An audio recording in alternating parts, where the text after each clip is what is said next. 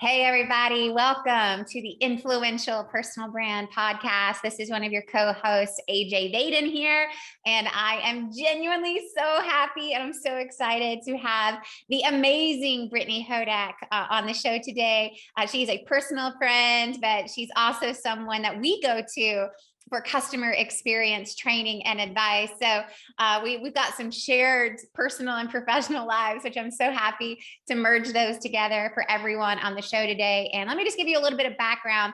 But before I do that, I want to tell you why you need to stay tuned for this entire episode.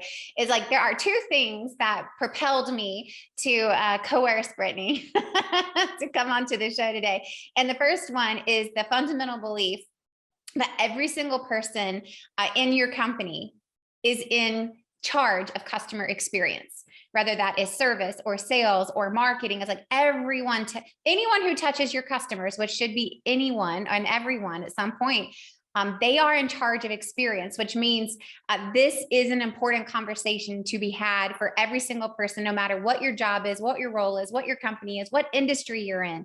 If you sell things to people, this is an episode that you need to listen to. So stay tuned for that. The second thing is this merging trend of how we're seeing the marketing department merge with customer service and experience. And this is happening in huge companies all across the world. And we want to talk about why. Like, what is the impact on customer service and customer experience on sales and hyper specifically on marketing? So stay tuned for that. So now let me give you just a little bit of a highlight of the awe-inspiring, if I can talk today, of Brittany Hodak. So Brittany is an award-winning entrepreneur and speaker who has delivered keynotes across the world to organizations including American Express and the United Nations, right? Like, what? That's amazing. She's also published more than 350 articles for different media outlets, including Forbes, Adweek, Success Magazine. She's been on NBC, CBS, CNN, CBC. I mean, the list goes on and on. She also is the author of an upcoming book that we're going to get a little bit of sneak peek insider perspective on that's going to come out in about a year from now. But she literally has done fan engagement for some of the biggest brands in the world, including Disney, Amazon, Walmart, and then my favorite, Dolly Parton. Right? So you kind of had me at Dolly Parton. So I could go on and on talking about your accolades and your awesomeness, both professionally and personally. But at this point, we'll actually start the conversation. So Brittany, welcome to the show. Yay. Thank you so much, AJ. That was so kind. I am thrilled to be here. For the record, it was very easy for you to coach me to come on the show because I am a longtime listener. And when you asked me, I was like, yeah, that sounds fun. We should do it. So thank you for having me. I'm excited to, take some of the conversations that we usually have without a microphone and have them in front of a microphone. Yeah, I'm so excited. And for everyone listening, I actually asked Brittany to come and help us at Brand Builders Group. And she and I had a multi-hour session just a couple of weeks ago talking about customer service and experience. And it was one of the things that was like, oh my gosh, these are the things that every single person on the planet needs to hear. And so let's just start a little bit of how did you get to where you are? Like, how did you merge from being where you are, like being where you were, to this real true expert, but not just an expert, it's something you're truly passionate about. And it literally does just bubble out of you that way around customer experience and service. So like, how did you get into this? Like, where did this all start? Well, I think a lot of it started during my childhood because my dad was the most passionate customer service proponent of anyone I ever met. And he, when I was really young, he managed a restaurant. And I used to love to go and sit in the restaurant and just see the way everybody who came in knew him. And he was so happy to talk to people. And he didn't mind being up front or in the back. Like, all of his employees loved him and the customers loved him. And, he would tell me stories about like some of the crazy things that would happen. And then when I was a little older, he was in charge of customer service at a car dealership. And I thought everything was so fascinating the way, he would talk to me about like the referral things that they were doing and retention plays and all of these things. And like simultaneously, because he cared so much about customer experience and customer service, anytime he was like wronged by any store, we were like forbidden to ever go there again, which I remember as a kid was like so frustrating. There was this one time in the summer, I was probably like 6 or 7, and he was mowing the yard and the lawnmower broke. And he was like, I'm going to go get a new lawnmower. And, you know, we grew up in a small town. There weren't a lot of places. But he went to the mall and tried to buy a lawnmower at Sears. And they were like, well, we don't have any, like, you'll have to come back in a week. And he was like, but I see it right there on the floor. And they were like, oh, but we can't sell you that one because it's assembled. And he was like, right, but you have an assembly charge. So like, why can't I have this lawnmower today? And then you can just like make another one when you get the other ones in. And they were like, yeah, sorry, we can't do that. And so my dad got so mad. Like when we left, he was like, we're never shopping at Sears again. He's like, I'm not even going to take my Craftsman tools back when they break. And I was like, what do you mean we're not going to shop at Sears? Like, where am I going to get like clothes? Like, what do you mean? But he, you know, there were probably like 7 or 8 brands over the years that were on like the do not buy, do not support list, either like retail or D2C stuff. So anyway, he was so passionate about this idea of putting the customer at the center of everything you do and making sure that everyone on your team knows that the only reason you're there is because of the customer. So every decision you make should be in the service of customers. And, you know, I think I sort of like absorbed all of that without even realizing it. I always wanted to work in entertainment. I worked in the music and entertainment industry for like the first 15 years of my career. And as I started doing more and more brand stuff, I realized that there's this huge intersection of those two worlds, and that the same things that make people love an artist or an entertainer are the things that make people loyal to a brand or a retailer. And, you know, it's all about building that affinity and getting to that point where people want to be advocates. And that's where I really had this aha moment of, if I can bring some of these principles I understand from entertainment into the customer experience world to make people realize that customer experience can be fun and sexy and cool, then, you know, that will serve a lot of people.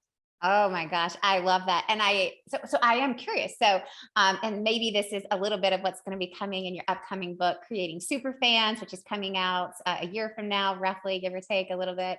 And so I'm curious, like, in your opinion, what makes people fall in love with entertainers? I am so glad you asked this question. So I always say superfans are created at the intersection of your story and every customer story. And so I'll never forget the first time I met Taylor Swift. She was like 16 or 17. I was like in my early 20s. I was working at a record company, and I'd flown to Nashville, where I live now. But at the time I lived in New York, I flew to Nashville for an award show. And it was the very first award she ever got. And she was actually at the show with an artist who I knew because I'd worked at his label in college. So we were all at this after party together. And I was just, you know, talking to her about like the marketing that she was doing, because at the time she was really innovative with MySpace in particular, but like social media in general. And so I was talking to her about, you know, all these things that she was doing, which of course came very natural to her because she was a teenager. And she said something to me that hit me like a lightning bolt. And I thought it was like the most brilliant summation of the business side of the music business that I've ever heard an artist articulate. And she said, my dream is to sell 1 million records. And I know that if I'm going to sell 1 million records, I have to make 1 million people care enough about me to want to buy my music. And so she was spending her time like paying it forward, like showing her fans that she cared about them, even before in some instances they were like showing that they cared about her. And I remember like turning to my friend who I brought to the party with me. And I, you know, after like we were talking, I was like, that girl is going to be a superstar. Like she is going to be one of the biggest artists on the planet if she keeps this mentality and keeps this attitude. And I think one of the biggest common denominators that you see between the artists who, you know, sort of come in fast and hot and then fizzle out, and the ones that have that longevity are the ones who really take the time to invest in their fans, like the ones who have that fan-centric attitude. And the same is true of brands. Like the brands that are most customer-centric are the ones who stand the test of time because people aren't constantly looking for the next thing. Oh my gosh, that's so good. And I love that. It's like, I know I'll sell 1 million records once I know that there's 1 million people out there who care enough about me to support me. And it's like, that is so true of business and of companies and of business brands. And so, and I would say it's like, it's not that companies don't know that. They just don't know how to do it. Or maybe they even know how to do it. They just can't seem to execute it. So I have 2 questions on this. Okay. One, how do companies do this? Right? Like, give us like a couple of insider tips on how do we become the type of company that really is customer centric and customer focused, while also battling the realities of trying to turn a profit and pay our employees and all the necessary things that have to happen. So that's my first question. And then the second one I want you to be noodling around is like, what's the company to be watching who just does this exceptionally well that maybe we don't know about? So those are my 2 things. So let's start there. Okay, awesome. I love it. So the first one, oh my gosh, I've already forgotten the first part of your question. It was, So a couple I was so concentrating on not forgetting the second one that I forgot the first one. A couple of tips on how do we actually do this? How do we become? Yes. Okay. Thank you.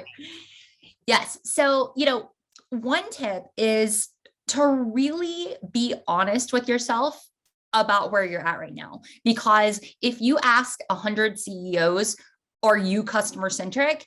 99 of them are going to say yes, and the other one wasn't listening. But if you ask customers of those same 100 companies or employees of those same 100 companies, you're going to, get wildly different results. So the first thing is to really understand what being customer centric means. And it means putting the needs of your customers first. And there will be conflict. There will be times where you have to make a decision between, am I putting profit first or am I putting the customer first? And those are those moments where you're being tested, where you have to have the resolve to say, we are doing what's right for this customer. We are going to make things right for this customer. And if you can do that, if you can model that for all of your employees to follow, not only is your customer experience going to improve, but your employee experience is going to improve. You're going to see the improved loyalty and advocacy on both sides, inside the company and outside the company. But the thing where, again, a lot of people don't want to hear this message at the top of the company, but in the middle of the company, people are shouting this from the rooftops. It has to start at the top. Mm-hmm. And to your point at the beginning of the show, one piece of advice that I have is don't try to have your chief customer officer or your chief experience officer operating in a silo. They need to have as much of a voice as anyone at the company across every single department. Actually, a client of mine, 5 or 6 weeks ago, was talking to me, and this was somebody I'd worked with for keynotes before, and I'm working with them on a consulting project now, and they're adding the title of Chief Customer Officer for the first time, which is great. It's a wonderful step forward for this company. They've got 50,000 employees across the world. And the CEO said to me, I really can't handle another direct report. I think I'm going to have the CCO report to the chief revenue officer. Do you think that's a good idea? And I said, yeah, it's a great idea. If you want to send a literal message to your customers and employees that customers are less important than revenue, because that's what you do when you have a CCO who reports to the CRO. Whoever at your company is going to be the flag bearer and the champion for your customers has to have a seat at every table in every conversation, because their insights are going to inform not just sales, not just marketing, not just customer service, not just product design, all of it, everything from start to finish. Because if you don't make those decisions with your customers in mind, you're going to pay the price long-term. You're either going to lose the customer's trust, you're going to lose their business completely, or what I think is one of the most underrated threats to every business that nobody really talks about is apathy. People are just gonna not care. They're either not gonna care in the first place, or they're going to stop caring if you aren't putting the needs of every single customer at the forefront of every decision that you make. Solid. That's really such a great reminder. That you told me the exact same thing. You're whoever is going to lead customer experience, customer care, they have to report to you. It's it's got to be that level of importance. And so I'm curious, when it comes to this topic of customer centric, are there a few things, one thing, two things, three things that people could do to go, hey, I know I'm being customer centric if we're doing this. Yeah. So one real thing that you can do is, I was having a conversation with somebody earlier today, and we were talking about how so many companies try so hard, especially like as they grow and grow, to come up with a policy for everything. So that when people start, the onboarding and training and enablement process is almost about stripping them of everything they've brought into the job, rather than amplifying those unique talents that you hired them for. So instead of saying, I trust you, here's generally like, here are our core values, here are our guiding principles, here are our customer promise, and here are some general things to help you with, frequently asked questions or frequent concerns. But instead, companies, especially with their customer service and customer support teams, are scripting everything out, saying, do exactly this, do exactly that, do exactly that. They're giving these, 100-page manuals of policies to employees saying, like, only say this in an email, or make sure you follow the script exactly on a phone call. And then they're wondering why not only are customers not happy, but employees aren't happy, and they're, leaving their jobs at rates we haven't seen in almost 100 years. And I think a lot of it is because when you don't equip every individual employee with the power to make something right the way they see fit in that instance within a certain larger set of parameters, you're basically asking your people to be robots. And so one of the interesting things about customer experience is, you will never have better customer experience externally than your employee experience internally. Like, an unhappy employee is never, ever going to show up in a good way for a customer. And so again, this all has to be modeled from the top. And that's why it's so important, not just to hire for customer centricity, to make sure that everybody on your team, regardless of the position they're in, actually does care about customers and making their lives better, but to not train that out of people because you're so worried about having them fit the perfect mold of, a BDR on your team. Oh, that's good. And it's like, and I think that's the tendency, because I think as a business owner, we're typically, it's like, well, it's like, is this how I would do it? Or, so that's why I think so many people, it's like, I come from a very corporate consulting background. I was like, I was paid for a living to build scripts and make sure they follow these process and these procedures. And this is what you say on a sales call and da, da, da, da, da.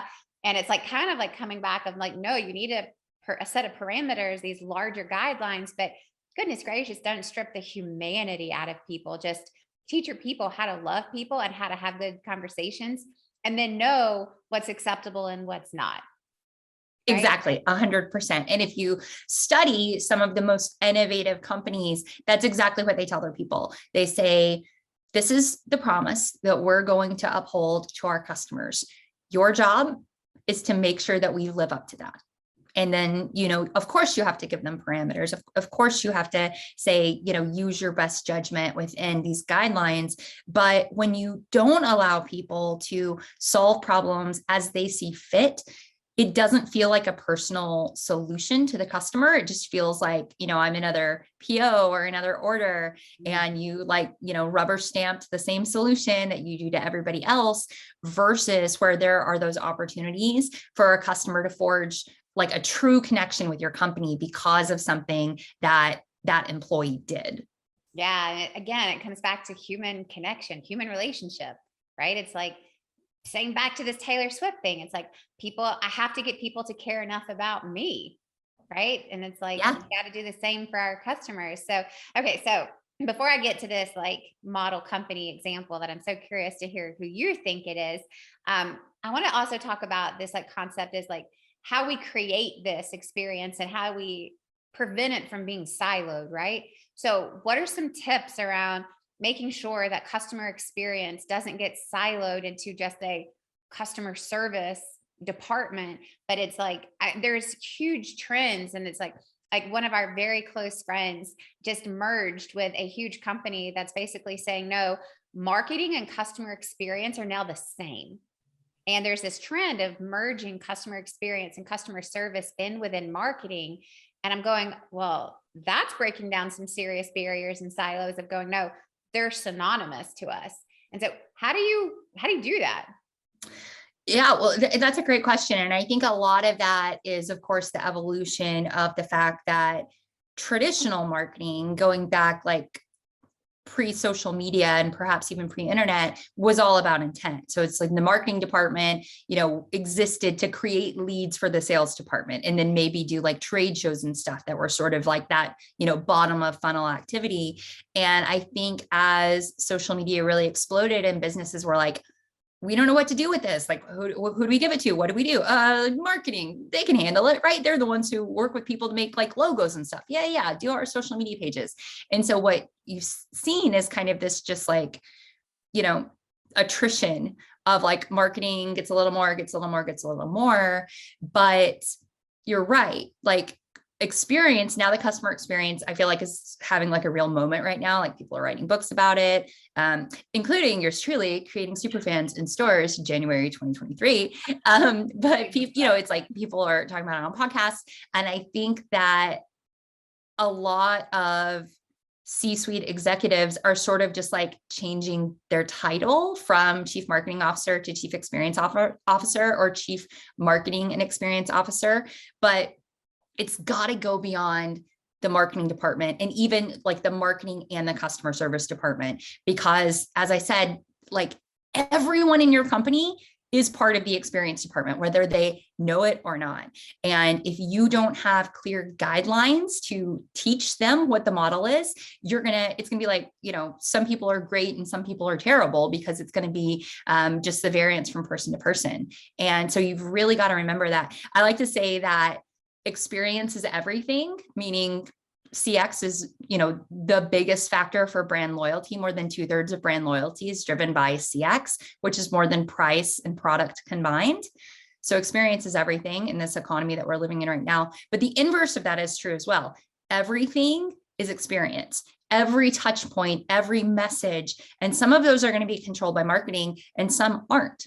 Somebody said to me a couple of months ago, you never see a skinny person running on a treadmill. It's only fat people. People who are in shape always run outside. You know who said that to me? The guy delivering my new treadmill.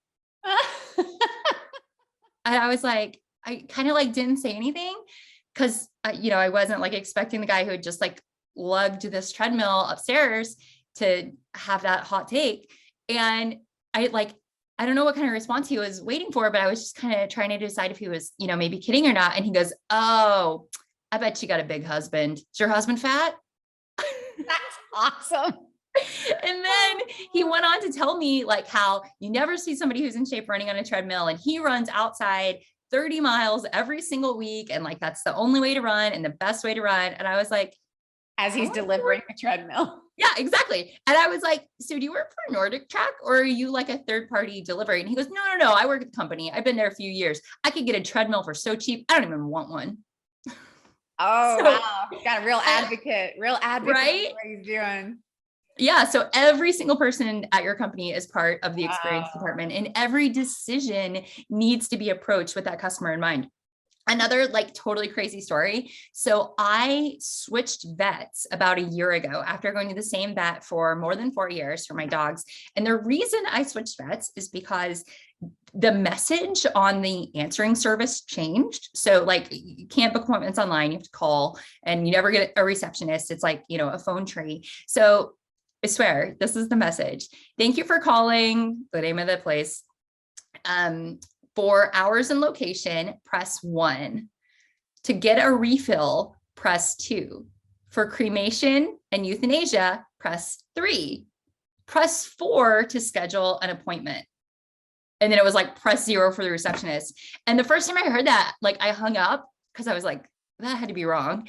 And I called back again and I was like, nope, they're asking me to press 3 for cremation and euthanasia before I even get the opportunity to like schedule an appointment or talk to the receptionist. And I was like, I need a new vet. Like, what? Because I had so many questions as a customer, right? I was like, how many pets are they having euthanized that they like put that so high up in their priority list? Yeah. Like, I don't understand. And then, and I mentioned it to my husband and he was like, "Do you think maybe you're overreacting? Like, maybe, it's like not that big of a deal. It is a little weird. Like maybe just say something to them. And I was like, I don't want to say anything because the vet either like signed off on this, which tells me that there's some judgment issues, or B, wasn't a part of this and has no idea that like this is happening, which is also scary, right? Like both of those are bad. And I'm entrusting the care of my pets who can't talk to me to somebody. I want to make sure that it's the right person because, as the saying goes, the way you do anything is the way you do everything. And so I switched vets just because of that, because I was like, well, there's like a serious either lack of judgment or, like mismanagement of priorities going on here. So everything is experience. And that's why, whether it's like the former head of marketing or somebody else, you need to make sure that you've got visibility and influence across every part of the company, because only when all of those come into alignment can you truly shine and truly showcase your uniqueness as a company. Yeah, I love that. And it's like, and it's interesting is like so many of the people listening are, building personal brands, and they maybe are a part of an organization or they're running their own organization. And so as we kind of relate this to a personal brand, right? So you're a speaker, author, consultant. For anyone who's out there who maybe doesn't have a team of people, and they're like, okay, well, I don't have departments or teams to do this. Like, how do you, so as a, entrepreneur, speaker, author, consultant, like, how do you do this for yourself as a personal brand without a team? That is a great question. I think the first way is to approach it as if you did have a team, because the concepts are the same, whether you're one person or 1,000 people. I had somebody, a very nice man named Perry, who came to fix my sink last week. My sink was leaking. I couldn't figure out what was wrong. I called the insurance, like the home company, and they're like, okay, we'll send somebody. And so this guy, Perry, came out, he fixed my sink. It was Friday afternoon. My 4-year-old was like yelling, trying to get his attention to show him some Star Wars toy. The dog was barking. The baby woke up from his nap because the dog was barking, and he was like crying upstairs. And, I was like apologizing for all of this chaos. And he's like, no, it's totally fine. And then, so he like finished with the sink, and he stood up and he points up on top of him. And like, this is so embarrassing. He like points above his head, and he's like, what am I looking at here? And I was like, a dirty light fixture. And he's like, yeah, like what's going on with this light fixture? And I was like, I don't know. It's just like, I always have little helpers, and it hasn't been a priority. And the reality is, like, we have a tall ceiling, and it's like an expensive, like big glass light fixture. It's like a 2-person job for me and my husband, right? Like somebody has to like hold the ladder, and then like you pass the thing down, so you're not like climbing down the ladder with the whatever.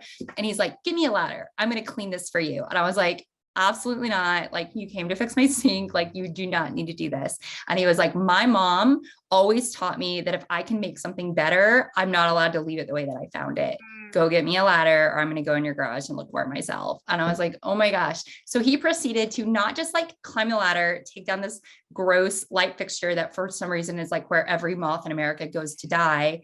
He like dumped out the dead bugs, used the dishwashing soap to like clean it out, dry it, got it sparkling clean, showed it to me saying like, how does this look? And I was like, amazing, brand new. Climb back up the ladder, like reconnected all the pieces. And as I'm like thanking him profusely, he's like, it's nothing. This is what I do. Like, I'm here for you. So who do you think I'm going to call the next time I have a plumbing issue, right? Am I going to go through the home warranty company and like take whoever they give me? No, of course not. I'm going to call Perry and say, Perry, I need your help. Come over. And as a solopreneur, the same rules apply. The biggest threat to your business is apathy. A lot of times I work with small business owners, and they say, I've got this huge awareness problem. Not enough people know who I am or what I do. And in reality, when I dig in, it's like plenty of people know. You don't have an awareness problem. You have an apathy problem. Plenty of people know, they just don't care because you haven't given them a reason to. You haven't found a way to connect your story to theirs in a way that makes them not see you as a commodity provider, but view you as a category of one, to be like, you know what, I found it. Because you know what, like the truth is, Like a lot of people are lazy. Like once you get a solution, like I'm not ever going to look for another Perry. I don't need to. I found my Perry, right? So what the easiest thing until now has been to just call the home warranty company or like get out my phone and Google whatever I need and pick the first person with good reviews. But then once you have a person, like you don't ever have to look for a person again. So for solopreneurs to approach it by saying, what special or unique gifts do I have? What can I do to connect my story to a customer story in a way that makes them like not even be able to dream of ever replacing me, because they know that even if they can find somebody else to fix a sink, they're not going to find somebody who gives your home the love and attention that you do. Oh, so good. And it's such a great reminder of like, this isn't just customer experience advice. This is business advice, right? This is like, this should just like bleed through in the business. And so, okay, I have one more question for you. And I promise I'm paying attention to the clock because I'm sensitive to everyone's time, your time, and everyone who is listening. It's for those of us who do have teams, right? So maybe it's one team member, maybe it's 100, maybe it's 1,000, maybe it's 50,000. How do you train this? Or do you hire for it? So it's like, how do you instill this culture? Because that's really what it is. This is a culture. This is a belief system, an attitude system. How do you get that ingrained outside of you? So how do you transfer this? Love this question. Yes, sometimes hiring a consultant does help because then you have somebody who isn't afraid to say the hard things, right? You have somebody who isn't having to like walk on eggshells or, who doesn't know the whole background of, what led things to be this way. Part of it is hiring for it. And it's so funny, like, sometimes I'll just look at job descriptions from big companies, either that I'm working with or just like for fun on LinkedIn. And it's so funny how many people will be hiring for customer facing roles and the word customer never appears in the job description, like at all. And it might say revenue or profit or leads like 100 times, right? It's an exaggeration, but sometimes it's like a dozen times and it doesn't say customer. And I believe that you can improve like 95% of job postings by adding the words to serve customers by, and then just like whatever it said, right? Like, cause that is ultimately the job, is to serve customers. And so yes, training your recruiters and your HR team to ask questions about customer centricity as part of the interview process is important, but you have to set the standard. You have to have a model to say, this is who we are. This is what we believe in. And everyone on our team is like playing from the same playbook. And to do that, to infuse the DNA of your company and your unique story into a way that all of your team members, love, and can embody, it's such a powerful thing. And like Chick-fil-A does a great job of this. And, everybody knows, about Chick-fil-A's commitment to service. But what's really interesting, and this is actually something Macy said earlier today when she and I were talking, is like restaurants all over America right now are closing their dining rooms or they're changing their hours. Like 2 or 3 of the restaurants near me don't even open now till noon and they close at 6 because they're like, we can't get staff, we can't find workers, or there's these signs saying starting pay $17 an hour. But Chick-fil-A doesn't have any problems with their staffers. And about 2 weeks ago, I was going through the Chick-fil-A drive-through line, which like I do a lot. And I heard one of the girls say to another girl, those people at Taco Bell could never do what we do. And the other girl was like, yeah, you're right. And so I, in the car, was like, you're right. Like they couldn't. And they were both like so embarrassed. Like they definitely were not saying it for me to hear. And they were so embarrassed and apologizing. And I was like, no, own it. Like they couldn't. And it's not just it's not a people problem. It's a process problem. And if you put a good person into a system with bad processes, the bad processes are going to win every single time. Those 2 same girls probably would not even be doing the same if they were the ones at Taco Bell, because they haven't been trained. They haven't been told. It hasn't been ingrained into them that service is what you're selling, not chicken sandwiches. So y'all need to write that down. Service is what you're selling, right? That is so powerful and such a great reminder, because I agree. It's like, I don't have there's no staffing issues at any Chick-fil-A that we live in Nashville. There's a lot of them. There's no issues. And it's like one of our favorite pizza joints. It's like, they don't even have an open dining room. Like to that point, it's like, and to that, it's like, it's interesting because we keep asking, where are all the people? And it's like, well, is it a people problem or is it a process problem, right? That's a really good distinction. So, okay, last question. Back to this one. I've given you like ample time to like subconsciously think about this. So a couple, one or two company examples that you think are doing this extraordinarily well that maybe people wouldn't recognize or know. I know a lot of people talk about Disney and they talk about like Ritz-Carlton, but are there any like, kind of undercover giants that are really doing a great job at this that we could look to for an example? Well, I'll give you one undercover giant, and then I'll give you another like under the radar one. Okay. So the undercover giant, I would say, is Warby Parker. And I have been a Warby Parker super fan for years now. Neil, the founder, and I did a bunch of stuff together for Forbes back in the day. And, I just love their glasses. What I love most about Warby Parker now is you can get your eyes checked online. And it's so easy. You just take your phone and your laptop and you feel like you're playing a video game, and you get your prescription, and it's amazing. And the reason that I know this is because the last time that I went to try to order glasses and my prescription was expired, it was expired by like 2 weeks. And I called the eye doctor and said, can you like do me a solid? And she was like, no, you have to come back in. And I was 8 months pregnant and it was during COVID, but like when you're pregnant, your vision can change. So I was like, can you please just like extend it? Like, I don't understand. And she was like, no, I can't. So anyway, like, regardless of what you do, if you think people can't replicate it online, like they will figure it out. Like I literally got my eyes checked online, and now it's like, I'll go in probably like once every 5 years to, check for glaucoma or whatever you get. But like, everything can be replicated digitally. And I know we're like just at the top of the hour. But the last one that I'll give you is a company called Armoire, and it's Armoire Style is the URL armoire.style. And it's like a clothing subscription service similar to Rent the Runway. But what I love about them is that you can send them an email and say, hey, I've got XYZ event coming up, and a real person will style clothes for you. Like it's not an algorithm, it's a real person who will email back and forth with you, send you pictures, ask for ideas.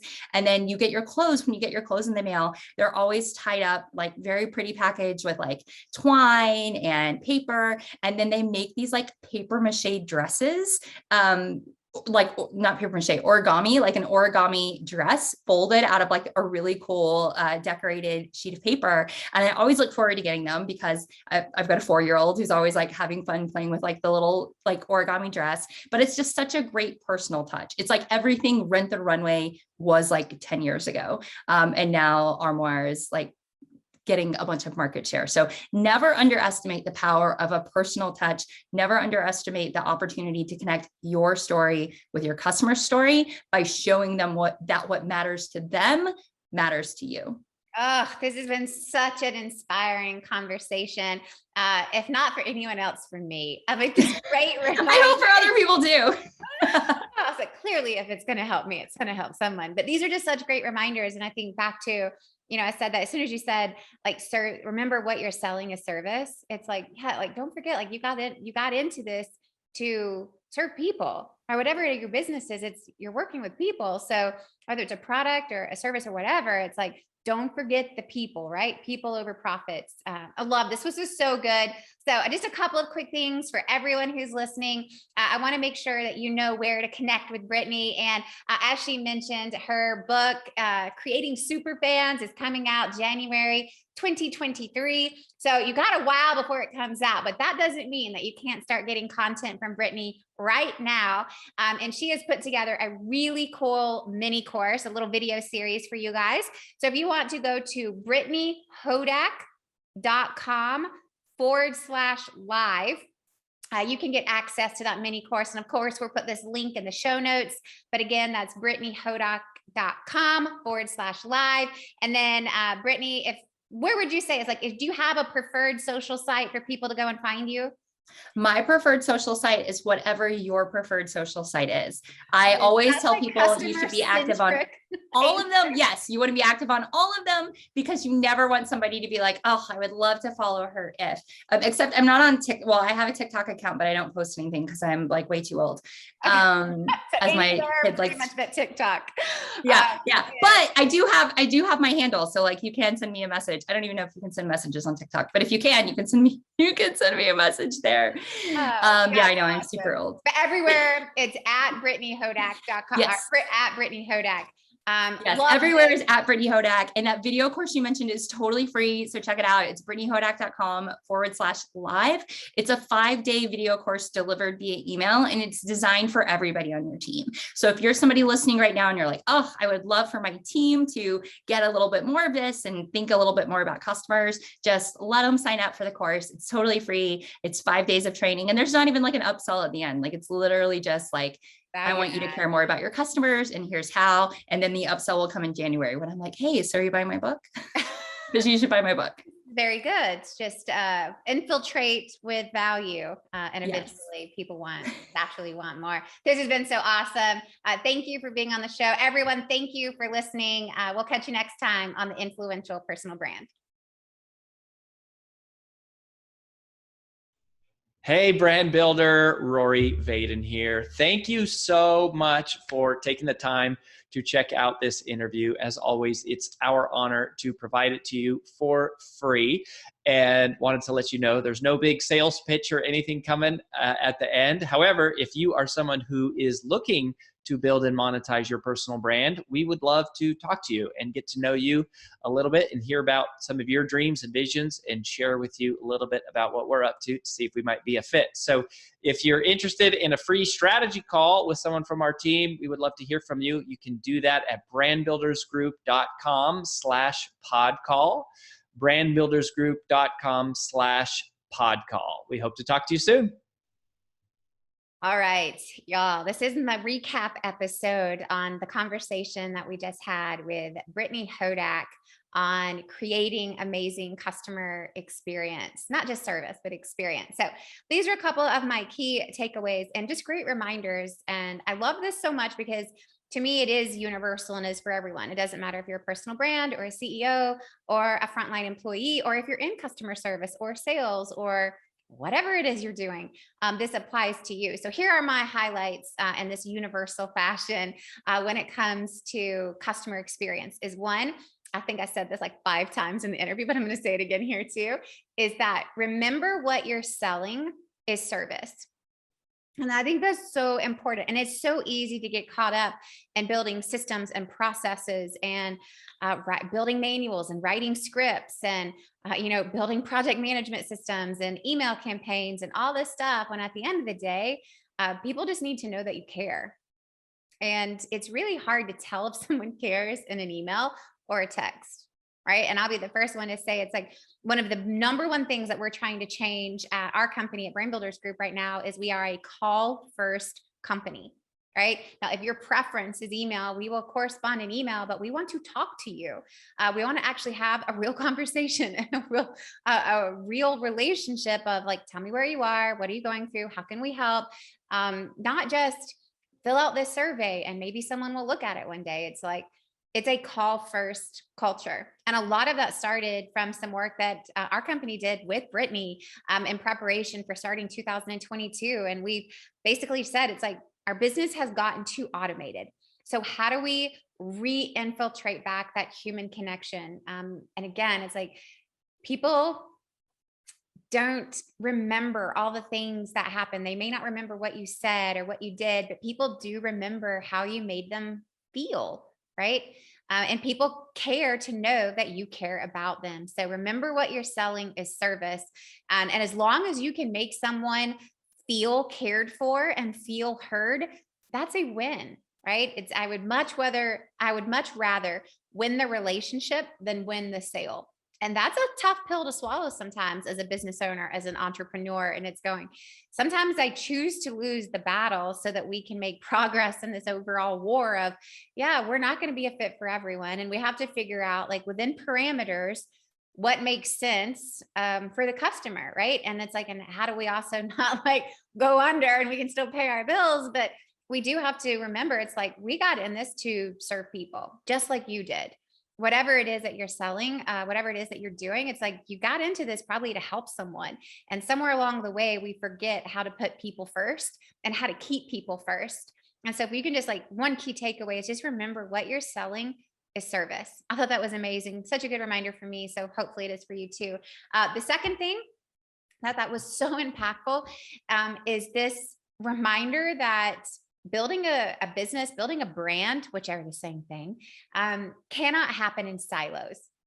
And man, is it easy to get caught up in silos because communication and collaboration take a lot of work and emotional energy and physical energy and meetings and all the things, right? It's like, that's actually a lot of work to do that, to break down silos and go, no, like these are universal culture components that we share. And so how do we transfer culture from the personal brand or the owner or the entrepreneur or the department head down to every single person who touches anything that you do? It's that customer experience is universal. And I think her Nordic track example is so important of, at some point along the way, the mission or the message, what we do at Nordic Track got lost. And for someone who is actually delivering this piece of equipment into your home to go, man, I never see skinny people running on these, and I run outside and must have a fat husband. Like, wow. Just imagine if you do have any staff people, it's like, are they sold? Are they bought into what you do as much as you are? And would they actually encourage you, like encourage your customers not to work with you and not to buy what you offer inadvertently by just not sharing this like culture of like, this is why this product exists. This is why this company started. Like, this is the story. All right. And just back to that, it's like, there's got to be a story. And I love that Taylor Swift example. It's like, I have to figure out how to get at least 1 million people to care about me if I am ever going to want to sell 1 million records, right? We got to do the same thing as companies, right? It's like, we have to care about our customers in order for them to care about us. And so how are we doing that? And how do we create this culture at every single level and every department, at every position? And there's a great upside for most of us who are running small businesses or building personal brands, is we don't have to worry about the masses. We're not trying to infiltrate 1,000 different people to get on board with our culture. We're dealing with 1 or 5 or 10 or maybe 20, right? And so there's a lot of power, but it still takes the same amount of work. Right? We have to transfer that emotion, transfer that mission, transfer the way that we want to have people treated, and then have other people treat them the same way. So again, it's that customer experience is universal, and that goes for your vendors too.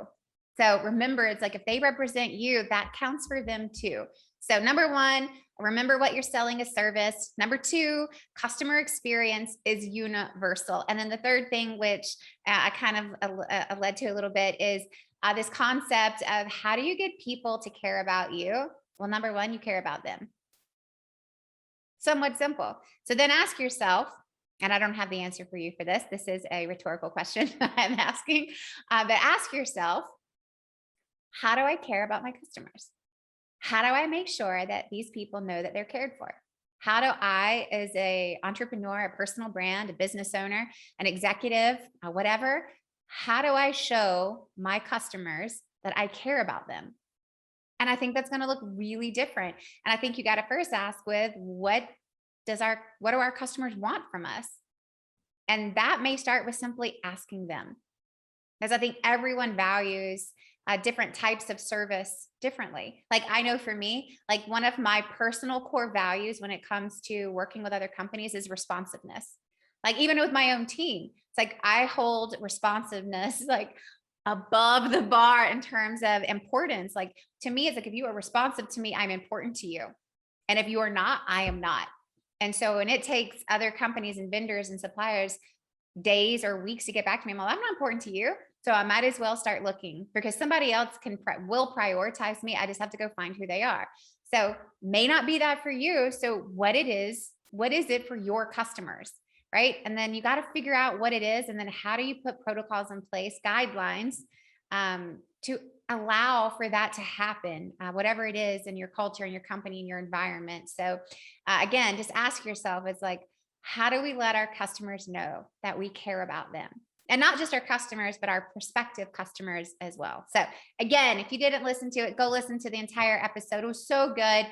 Go check out her video course, BrittanyHodak.com/live. It's a free 5-video course. Go check it out and get inundated with how to create super fans out of your customers. We'll see you next time on the Influential Personal Brand.